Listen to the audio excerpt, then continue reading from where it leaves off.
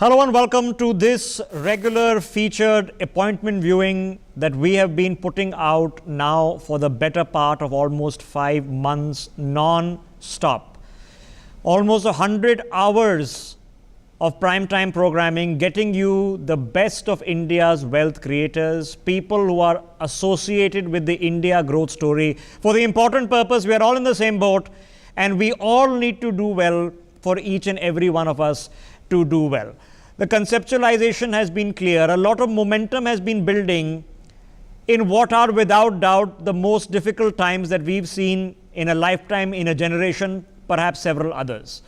But in the past few days, we've had the government of this country reach out to people in the Indian diaspora. More than 3,000 scientists and a month-long mission campaign is running there. Now, on artificial intelligence, another mission campaign is being started. Our own mission campaign is to get into the mind space of all of us watching, wherever we are watching this telecast, of what can be achieved if we simply unleash the power of ourselves. Let's quickly open up this conversation, which we do in association with the business world. Gurudev Somani joining us. He is a director of Mastersoft. Preeti Upala, CEO of Omnia, author and speaker. Satya Yeramasetti, founder and CEO of Telugu. Syed Fawaz Ahmed, co-founder of Digital Jalebi. Karmesh Gupta, CEO and co-founder of We Jungle, joining us. And as always, we have the editor-in-chief of Business World, Anurag Batra. Anurag ji, set up the conversation for us. Yes, we always have said that lives matter and livelihoods also save lives.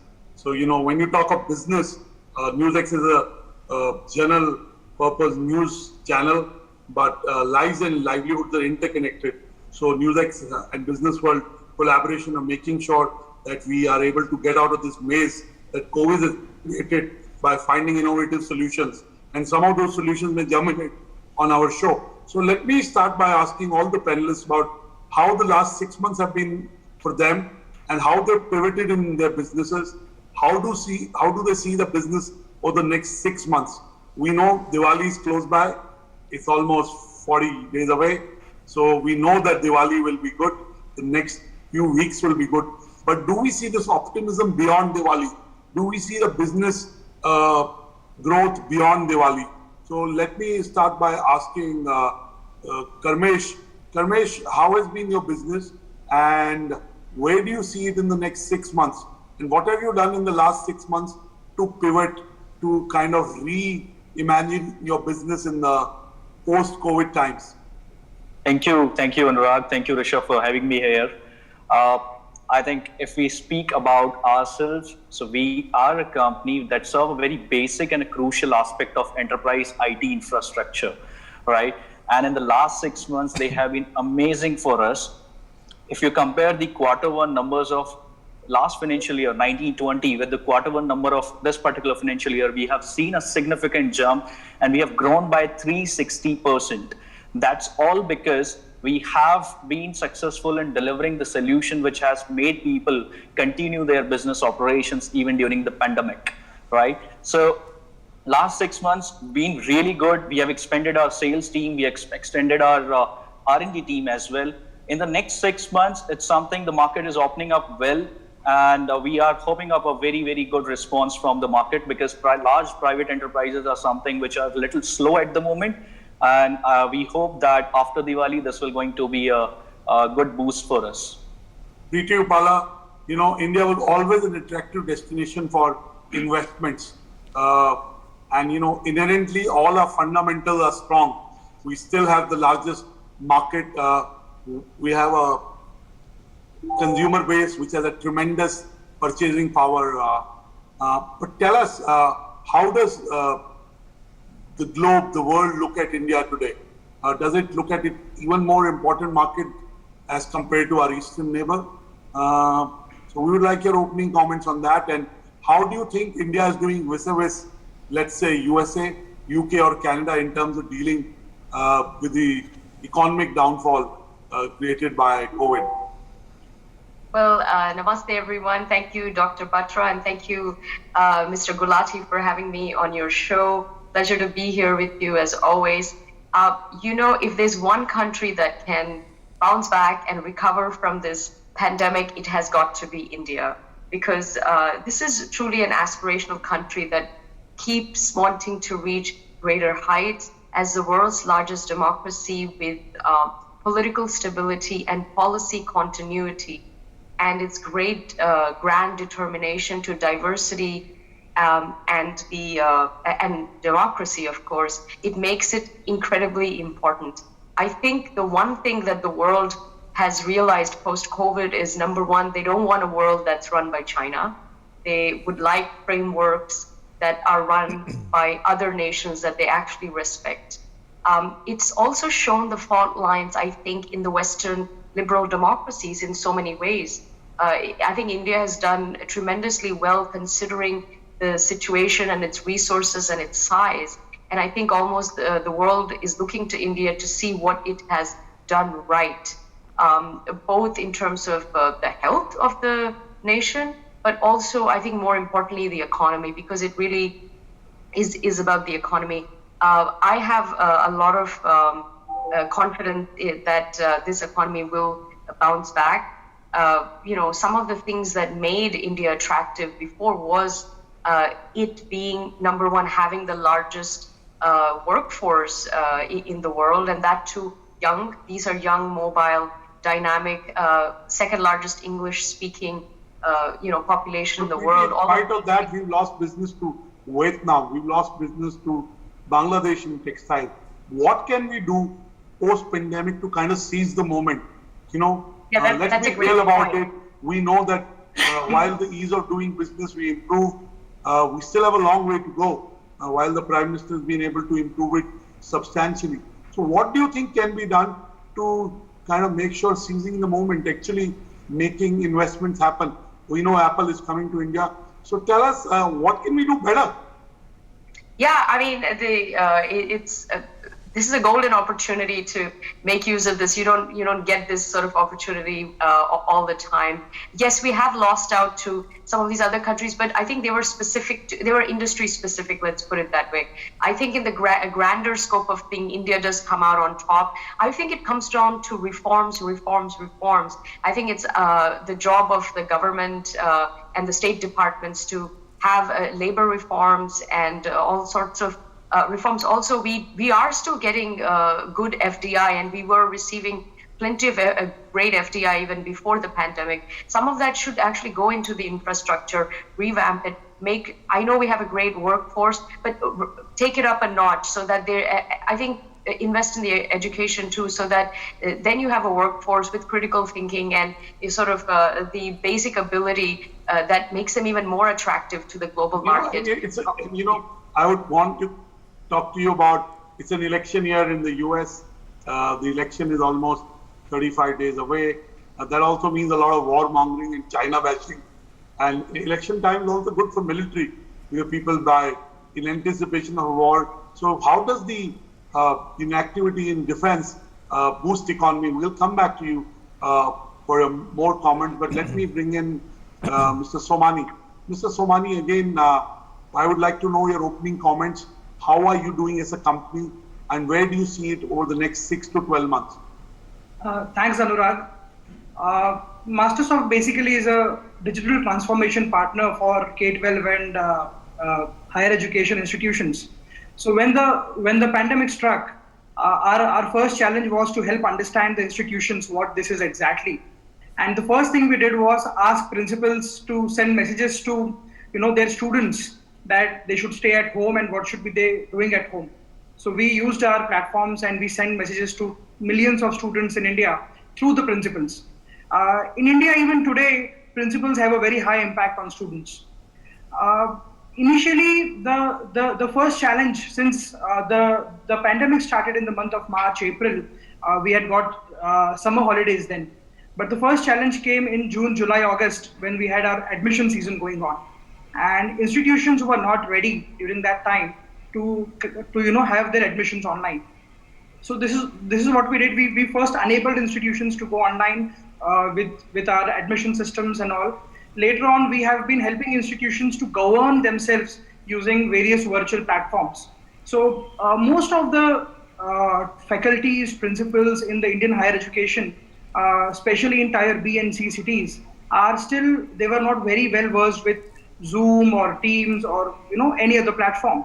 So we first helped the principals understand how they can conduct their daily meetings on virtual platforms. Apart from that, there was a chaotic situation initially. So we ensured that principals stay in touch with their students via various platforms. We conducted hundreds of platforms, meetings and trainings for the institutions. So what has it meant in terms of revenues? See, you cannot mistake activity for progress or activity for growth. I think Anurag, my smiling face says it all. Yes, so give us a sense of numbers. It has been a phenomenal. It has been a phenomenal last 4 or 5 months. We have done almost 6x, 7x business than what we did last complete year. So it has been a phenomenal year for Mastersoft, and we have been adapting. February, I was in Seattle, and I saw that COVID has just started to come in. So we understood that the requirements of education system would be really great. So we started developing a lot of other platforms, a lot of easiness for the users. Because of that, we were able to catch up with the market and business in terms of revenue, in terms of number of users. But more important is we were actually able to help more customers. We were able to help more institutions.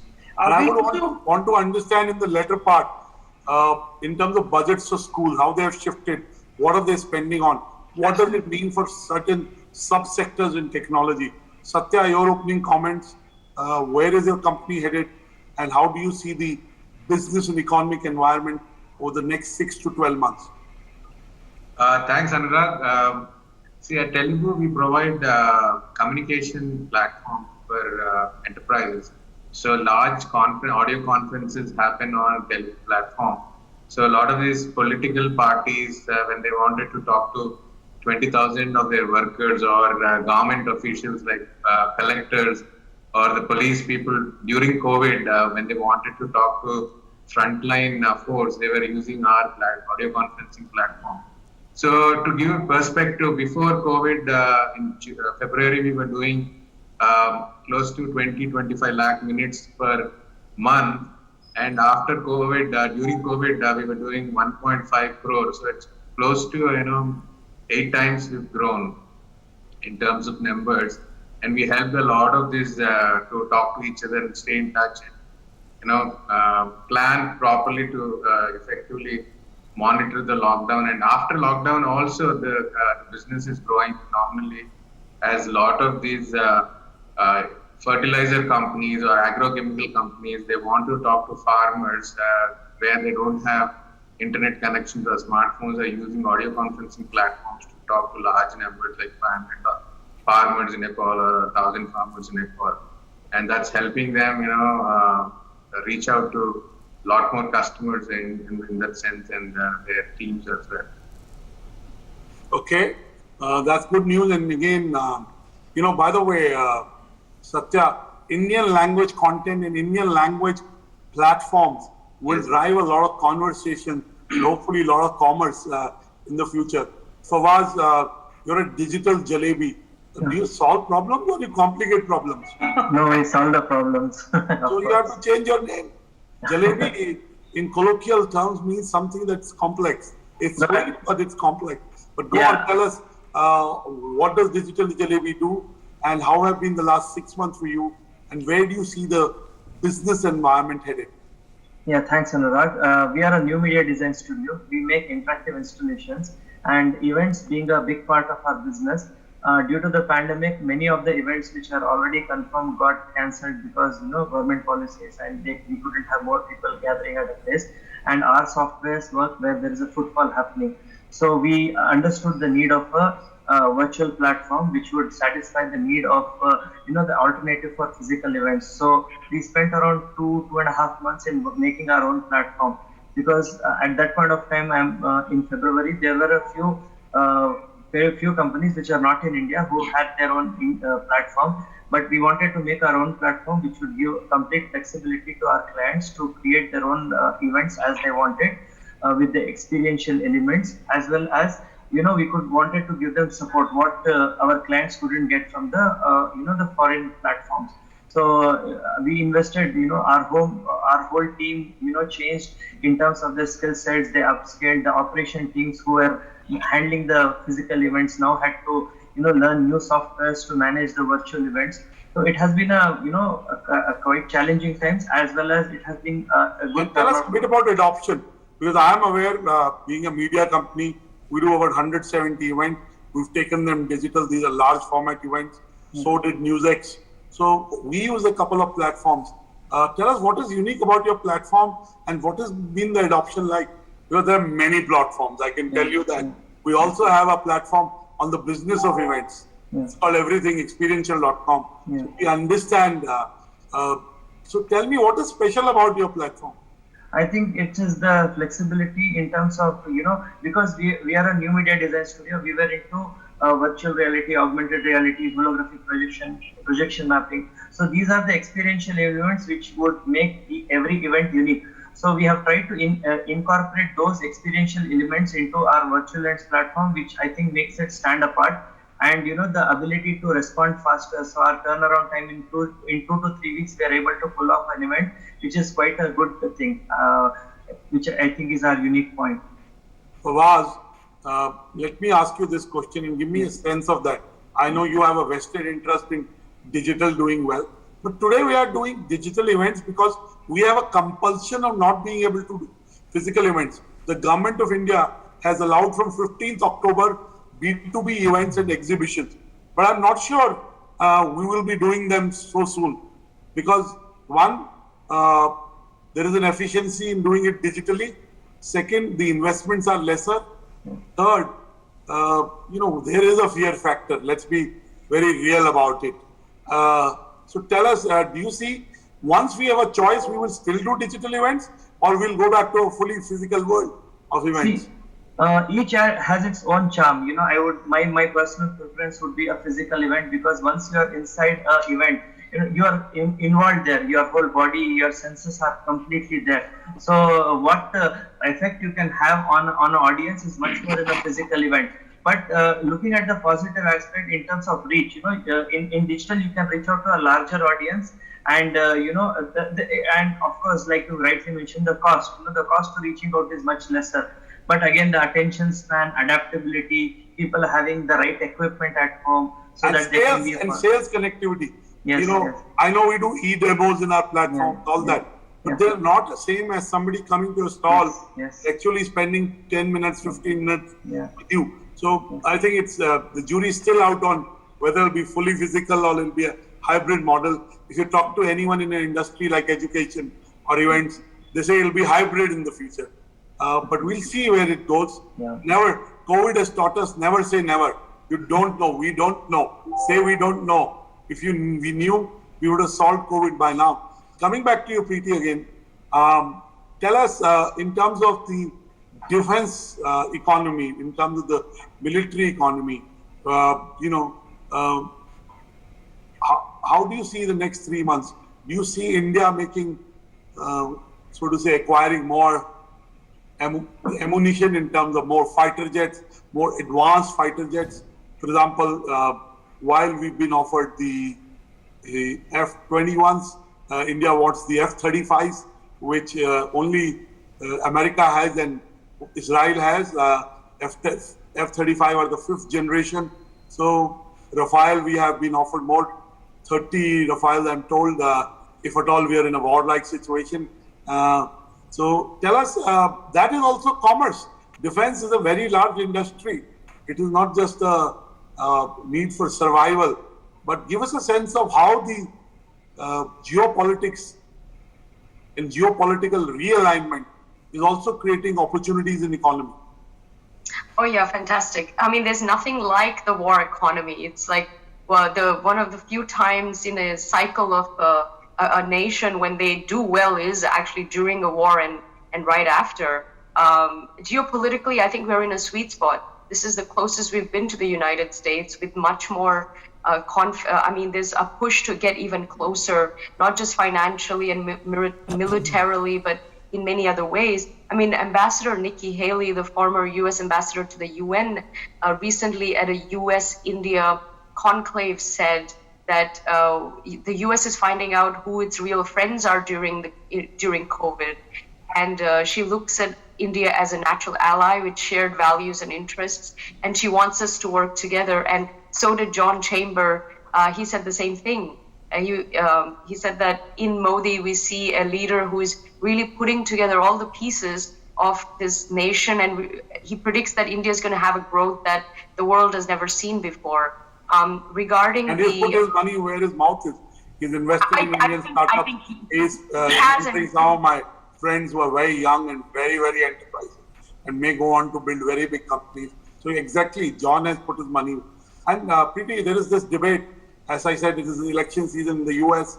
We, India, are invested in it because we're a large partner for America. There is always this debate, who's better for economy, and the sentiment right now is Republicans are good for India.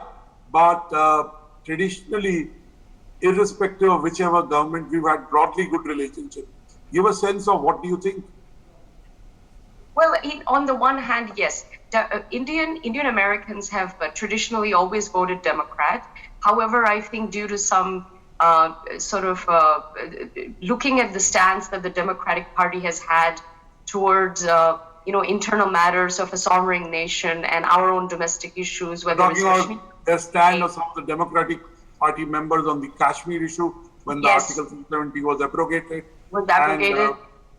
And the CAA and NRC, the community has felt that it's been a little antagonistic towards this democratically elected government with a huge mandate and a prime minister that's beloved not just in India but outside as well. And they're basing. Somebody who was a neutral observer would say that for the first time the Indian prime minister endorsed a candidate. I mean, while Mr. Donald Trump is the president of America, he's also a candidate of the Republican Party. So the Democrats were clearly cited, and it was in some way a response to that, which seems believable.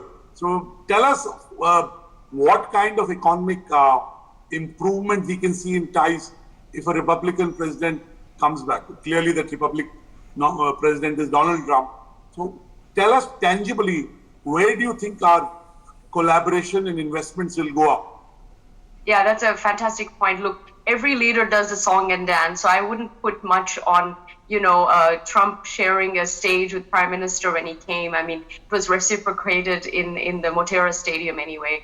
But yes, coming to a more poignant point, the investments and collaborations will be varied.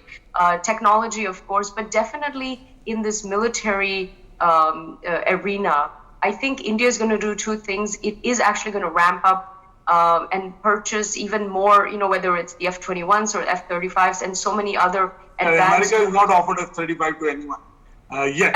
And, because they're really fifth generation. Just to tell you, between a third, fourth, fifth, the fourth generation have a range of anything between 150 kilometers in air, 200 kilometers, whereas the fifth generation can have anything between 250 kilometers to 300 kilometers. In air capability. So they're clearly very, very lethal, if I may say. So clearly we'll see more cooperation in defense. Yeah. We'll see more investments in India, and we'll hopefully see also business treaties that enables investments on both sides. Let me go to Mr. Somani again. Education has seen about $2 billion of investments in the last 1 year, and looks like the party is just getting started in education. Every company is worth its salt, wants to be an edutech company and is positioning itself as an edutech company. So tell us, where do you see the edutech industry going? Because clearly there can't be 10 players in every sub-segment that will survive. There'll be one or two segments. Also the biggies like Google, Facebook, Jio are getting into education. So clearly, there will be consolidation at some stage. What do you think will separate the boys from the men or the girls from the ladies? So, as you rightly mentioned, everybody today wants to be in EdTech, and we have been seeing investments billions of dollars in not only in India, actually across the world. When you check what's happening globally, India still has a very small pie. Having said that, Indian education system is one of the largest in the world after China, and most of the investments that are currently coming in are in the relearn up and the upgrade yourself, yes, reskilling, yes. also post-school education, Post-school that's education, Yes. employability, and basically for the employability.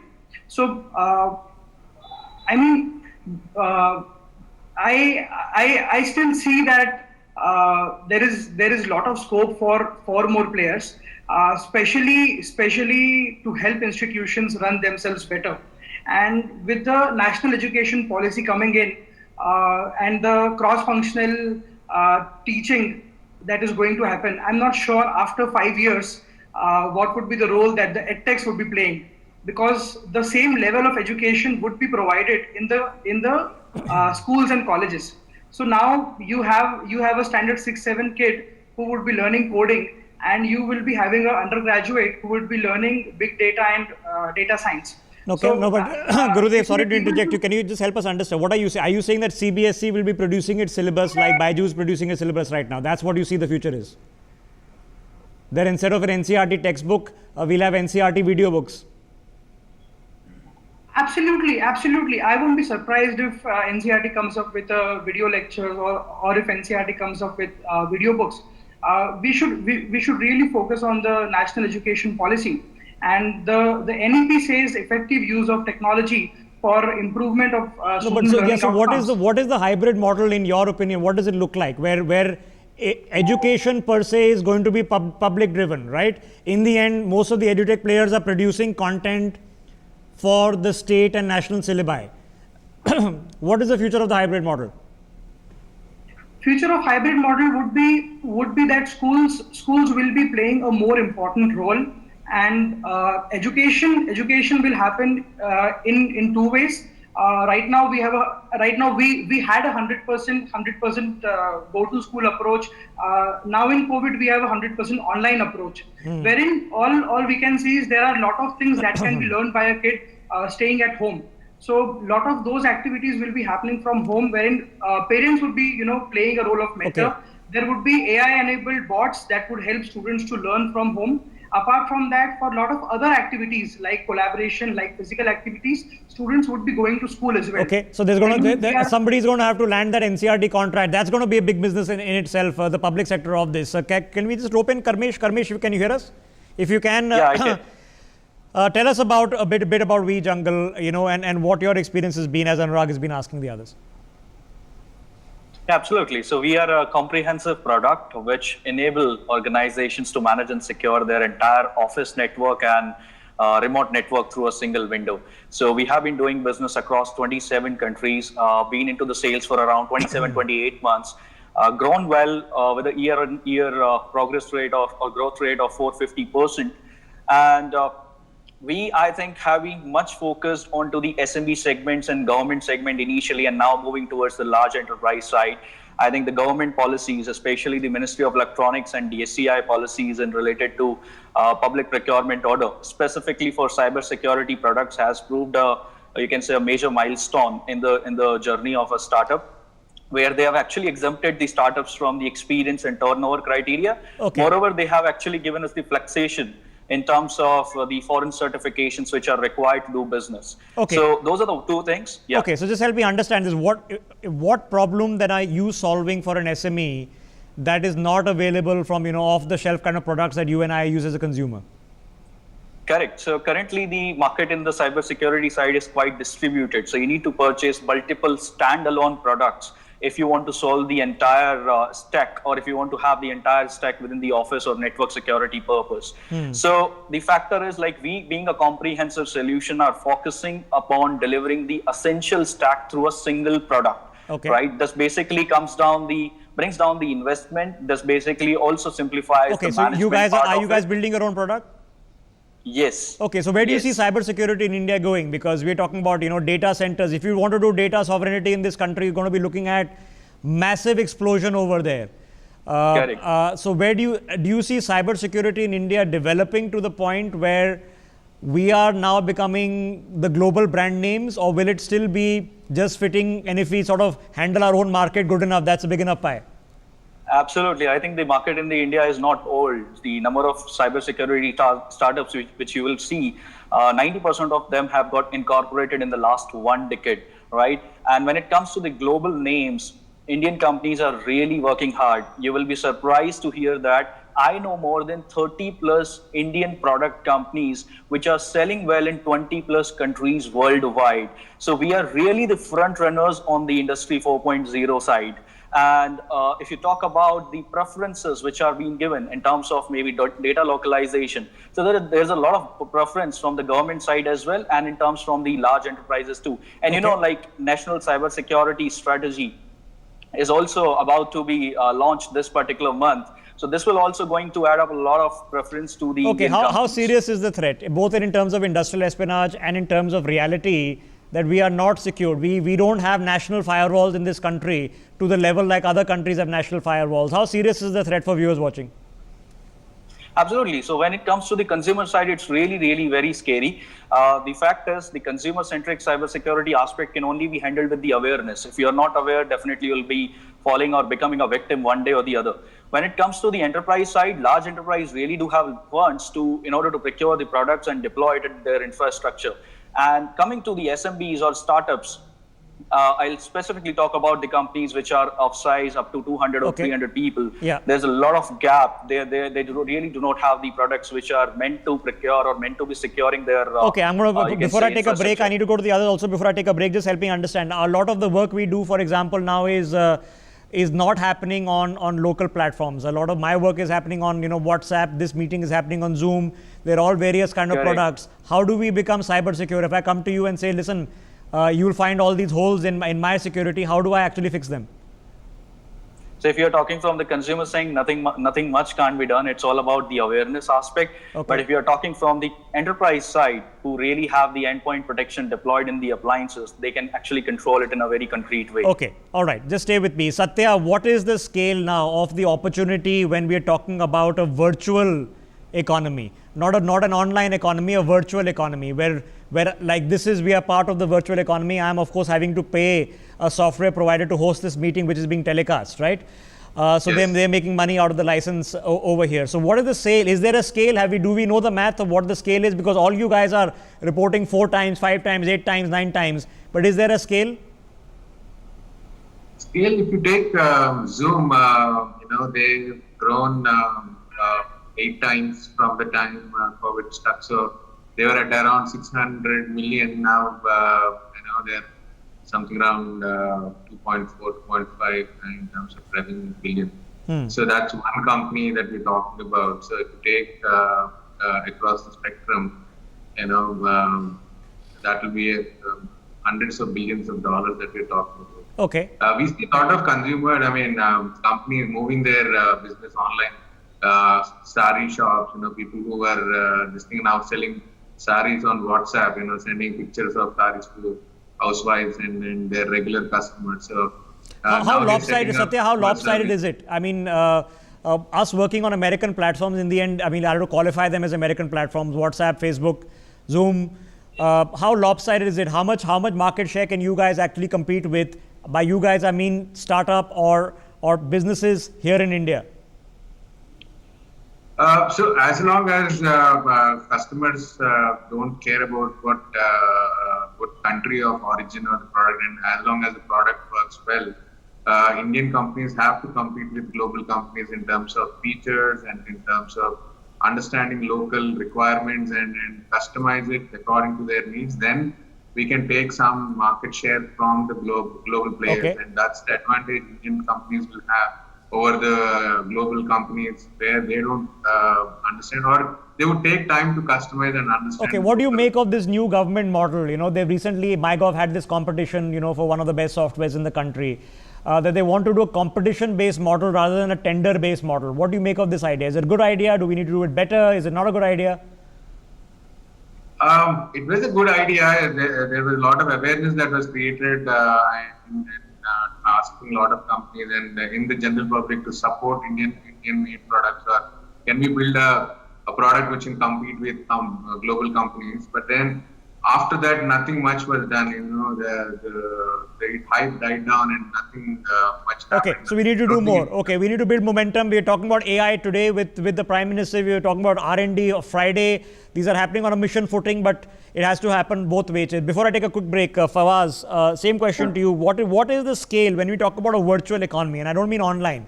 Virtual economy means that we are sitting and projecting ourselves virtually, or something that we ideally would want to do in together at a conference or at an event somewhere. What is the scale of that opportunity going ahead? See, I think like rightly Satya mentioned, we are yet to come up with a product which is scalable. So right now, even we are using, let's say, Zoom or WebEx, or there are multiple other platforms. These are just video conferencing. But for casting at a professional level, we still are using the platforms which are already available, which are not made in India. But like you mentioned, the competition-based model. But you can get some good ideas and innovative ideas. But when it comes to scalability, it is those big companies who can actually reach out to the granular level of. No, but why are they being successful? Why? I mean, was Zoom just there at the right place, right time? Did that help them, or do they have some tech location? What advantage did they have that they become so big, and all of us have been in all the parts of the globe have been using it? Yeah, Zoom was already there, but it was used locally. We have been using Zoom even before the pandemic, but after the pandemic, almost the adaptability, everyone started. And also, Rishabh, dare I say, because we do a lot of virtual events, Zoom is very standard. It's very, it's a very cookie cutter approach. Yeah. But events need to create an experience. And how do they create an experience online? How do you do customization? Yeah. You add elements of e-demo. So I think kind of people have built Zoom plus, if I have to say that. Anurag, why don't you exactly this is my next question to you. Just stay with me, Fawaz. Why don't you take this, Anurag? Because as people would know, Business World hosts a lot of these conferences. And this year, in the past 1 month, Anurag has been hosting a lot of virtual awards, virtual conferences. So, what's the trial and error that you've learned there? As you would be a customer company to, some of these guys. What have you learned? So Anurag ji. I can say, Rishabh, one, when you were talking of video, like, old times we used to do press releases, and we still do press releases. But I think when there is a video press release from an ANI or a PTI, and NewsX or India News carries it, so video is becoming more and more important. It always was. Now, if you're not video, you're not an editorial product. Second is what you asked. In terms of, there are 3 elements. One is the element of connecting with the audience. Then is the speakers kind of engaging with each other. And third is the speakers or the influencers interacting with the sales team of the sponsor. Creating business to business commerce through connectivity. I think on all those, I can say that every platform, I think I know. No, so my basic question was, what's the one X factor missing is that we would meet at a conference and then over chai, you and I would be discussing something, or you would be discussing something else. Is that being, how much of that is replicable in a virtual conference? No, they've been able to replicate it 100%. I would say, but we are a little old fashioned. And Rishabh, there is a philosophical point there. The more the digital conversations go on, the more the value of actual face-to-face and, human touch, so to say. I'm more looking forward to seeing you in a studio and having a cup of tea, having banter with you. Similarly, when it comes to business and business to consumer events, you're having a meal with someone, you're having a drink with someone, you're just having a conversation. That has been replicated. E-demos have come in. You can go to the stall in virtual way and check out, and you can get a demo. Correct. But it's not the same. Okay. Now, Okay, it's not the same. Yeah, okay, Fawaz, make an interjection, then I need to take a break, guys. Maybe I'm a little old-fashioned, but it's not the same. Yeah, I totally understand. But if you see the platforms that we have developed, there are various breakout rooms, so multiple sessions can be happening. So one there is a lot of platforms. Yeah, but one thing, Anurag, what you have to acknowledge is the analytics. If you see what we are able to get, the post-event analytics that we are able to give to our clients, that is way better than a physical event. Preeti Upala, we've just seen the Indian Prime Minister hold, this diaspora conference with researchers and scientists from all across the world. Okay, it was a pretty dramatic event. It got coverage here. but of course we couldn't do it justice. There's another one, of course, that's happening now on artificial intelligence. The criticism has always been that we've done the flagship things, but it's the ecosystem creation that we've really struggled at. What do we need to do different when we talk about AI? When we talk about, 3D printing is not kicking off in the same scale where it's become ubiquitous almost in where you are in America. What's the X factor missing here? We walk the walk, but we need to start, we talk the talk, but we need to start walking the walk. I think follow through with all these great claims that we make, because it all seems so perfect. But I think a lot of support needs to come from the government in encouraging smaller businesses, entrepreneurs. I think we need to really change our mindset from the system that we've had all of these decades to, being an entrepreneur is great. The whole free market, capitalism, and the more you make, the more prosperous the company or the person is, the more you can do for your country. I think somewhere in the subconscious of the Indian mindset is still this, old socialist mentality, which it creeps up in places that you would never imagine. So it's a matter of really changing the way we even look at business and money and progress, prosperity, and so on. I think also where we've been lacking is our communication. I think India is a great country. We have such great scientists and innovators, but how do we communicate that to the world? How do we let the world know how brilliant we are and what we're coming up with? Okay, no, but is it changing? When we talk about being Bangalore and us simply doing back office work, our software industry is considered, you guys are back office people. I called Bangalore the sweatshop of the world. No, but it has been call center operations are tough operations. They are odd hours, difficult operations to do. But is the logic changing that instead of a back office, you're the front office now of the world? Is that happening, or is it wishful thinking? I think it's in the process. Nothing happens overnight. I think this is the best time ever if we wanted to make that claim and actually manifest it. I think the world is also looking for other countries, other solutions. That's where we step in. So we have to do a better job at communicating, I think, our capabilities. For example, India has the second best space program in the world, second only to NASA. How many people in the world know that? How many Americans know that? Only when it was aired on TV, when we had the Mars mission, the Americans found out, wow, India's doing this is brilliant. But the whole world needs to know of our capabilities. That's on us. I've got a few minutes left before I hand over back to Anurag ji. I have to ask you, Gurudev Somani, what is the one, we had that comparative advantage logic, and it was a cost logic which led our software developing model. TCS is still the biggest earner for Tata Enterprise, Tata Sons, biggest earner, still killing it there. But we've seen a lot of competitive markets. Vietnam has been one, Indonesia, Malaysia have caught up over there. So what are we doing now? Because when we look at all these global companies who are employing people like you, and many of you have spent time abroad and you come back here and are running your own companies, what is the one place where you see competitive advantage, the one area where you say, this we've got it nailed? Gurudev. I think the people... Yeah, Preeti, let Guru take that. Gurudev. I believe the Indian people make the biggest differentiator that we have. Can't hear you. Yes.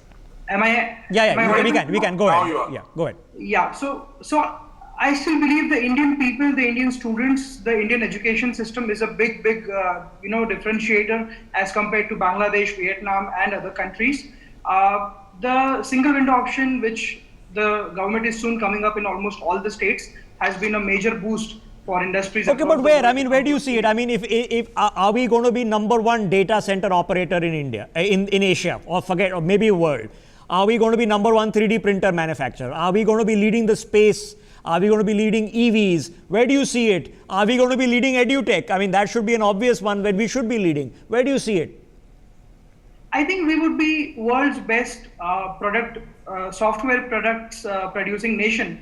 We have got the best minds at work. Look at the kind of products that we have built.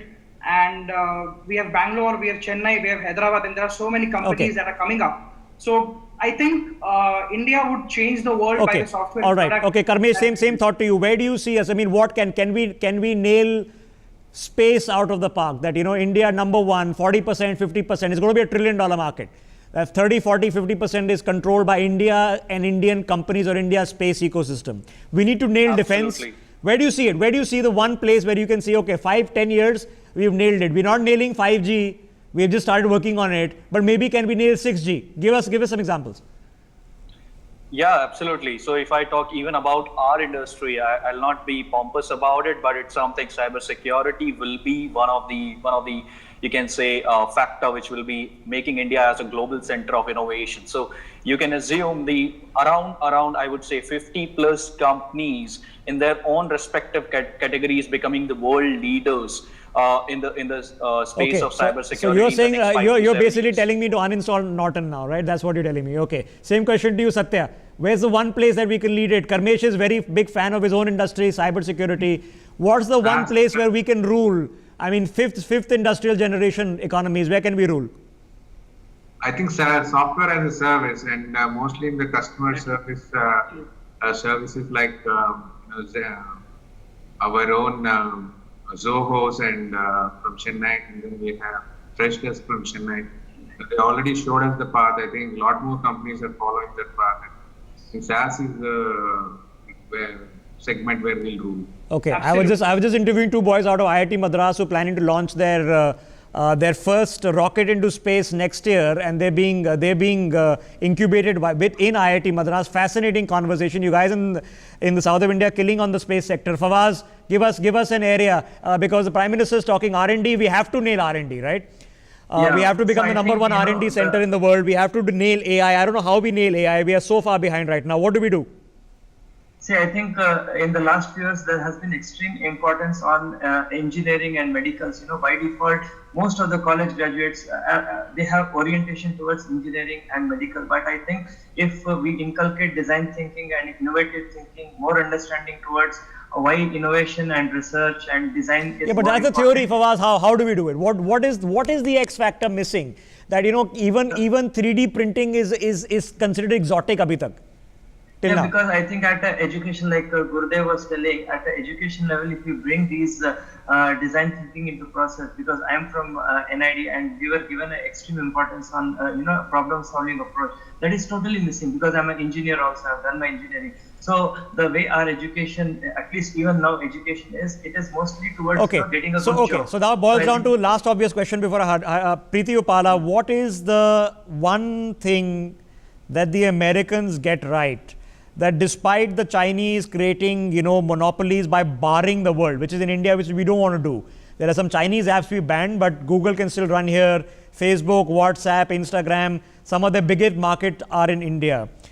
What is that what is the model that has been created that is allowing this to happen so much so that we quit India to go there and then become, billionaires or, in some cases now, what a trillionaire will be the next thing? Preeti. Yeah, it's the system. It's the entire system. It's the American dream, of when you work hard and you do all the right things and you have a vision and you're got a dream, you want to change the world, you can do it. So you get the government is out of your way. It's small government, even playing field. There is equality in that respect. You don't have these extra obstacles that you do in a country like India. So the system is built ready to go from day one. When you step out of that plane. Okay, get out of your way. Get out of your way. Get out of my way or highway. Anurag Batra, here we keep doing Desh Seva. Do we keep working very hard and not everybody becomes a billionaire? Rishabh, it's not just hard work. There are two other things that America has different. One is you can dream big. In America, they do dream big because of the way. When I keep saying the Prime Minister is changing the mindset by saying Atmanirbhar, that benefit may not happen tomorrow, day after. It will happen. He's saying we can do it at the scale China can do, at the scale American can do. So one, they're taught to think big. They're taught to fail. And in India, we only celebrate success. We do not celebrate failure. And nothing's called failure. It's a experience. Experience is the second thing. In America, a lot of things are predictable. The policy is predictable. So if you put in X, you know that you will get Y. In India, we still have a long way on both these things. So that's...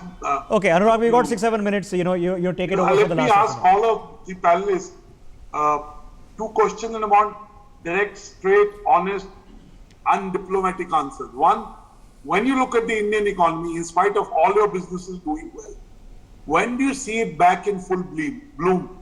You know, like it's firing on all cylinders and we are back to 6%, 7%, maybe even 8%. In 6 months, in 12 months or 18 months?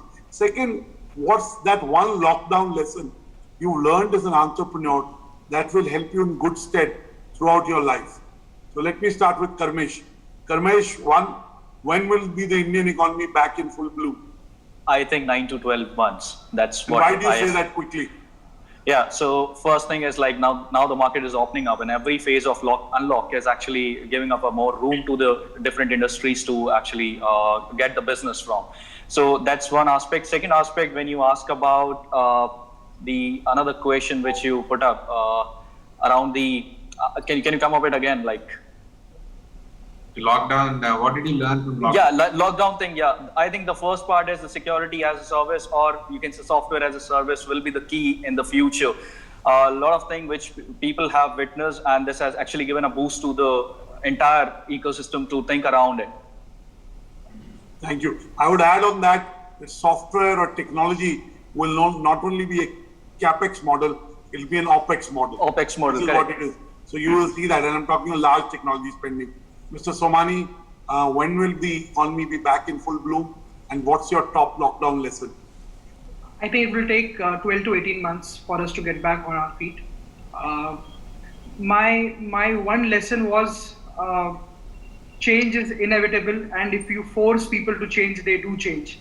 I have seen that happening amongst hundreds of academicians, people who were just, were not tech savvy, are now running schools, running classes.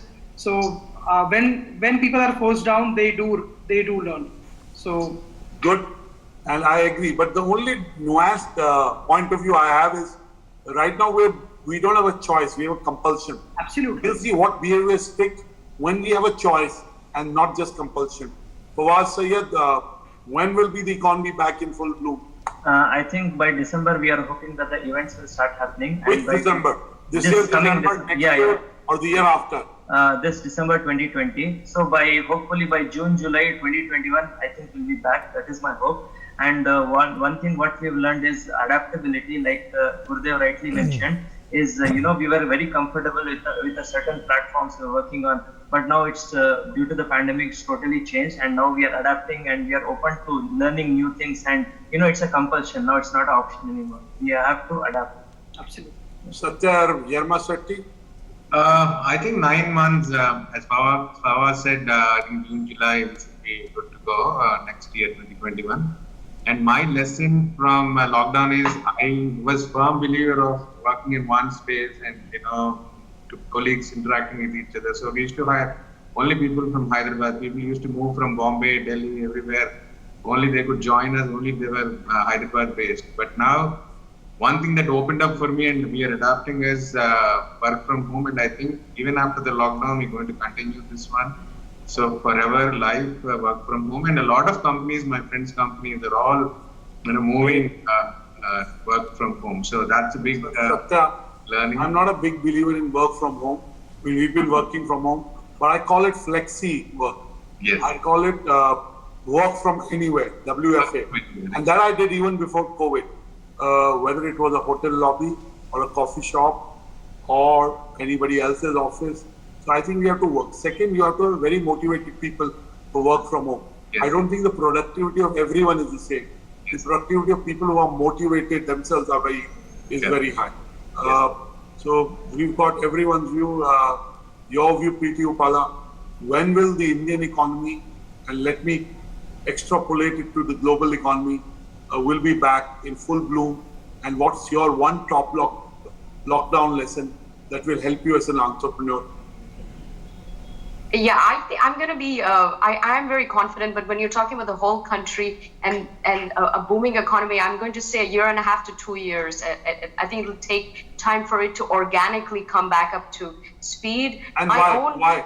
qualify it Because even I more. think that nothing can happen overnight. I mean, and also some industries, yes, the events can start in 2 or 3 months, but then there are other industries that it will take many, many more months before it really, you can really get back to where you were pre-COVID, right? So when the median of all of that, you amalgamate everything, I think it will take time for the country at large to get back to shape. And I'm very confident that it will. If there's one country that can, I think it's India. I'm with you on that. And my personal lesson is, number one, this is a global village. We are so interconnected, not just business-wise, but spiritually, emotionally, in all of its ways. It's good. The oneness and interconnectedness is a great thing. The flip side is, when we're this deeply entrenched in these global supply chains, there's a domino effect, as we've seen. So I think we need to have our wits about us moving forward and make sure we are not diversify supply chain. Hopefully, when that happens, India will benefit from it. Thank you, Preeti Upala. Back to you, Rishabh. All right. Thank you all. It was a fascinating conversation. Of course, so we continue this again tomorrow. Thank you all for everybody joined us. For more such videos, subscribe to the NewsX YouTube channel, hit the bell icon.